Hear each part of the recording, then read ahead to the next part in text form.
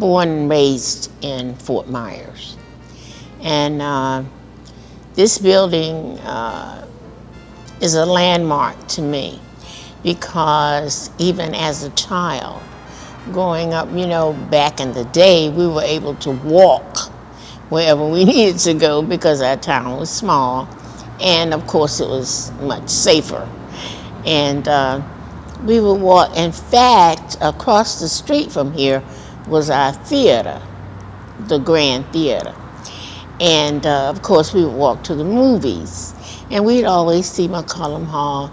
And it was just like an icon for us. And I remember on the end of the McCollum Hall here was a men's store, Styland Men's Store.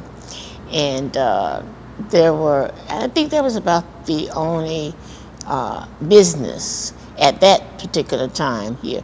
But in the early days, I used to hear about McCollum Hall with Count Basie coming and Duke Ellington coming, and of course I was a child, so I wouldn't have been able to be a part of that anyway. But to me, it's a staple in our community. I would love to see a restaurant, maybe even, you know, I love the art on the walls on the outside.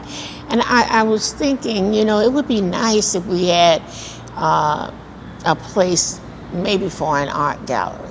I'm happy to see McCollum Hall is still here and existing, and I can't wait to see what's going to be in this particular building and how we'll be able to utilize it.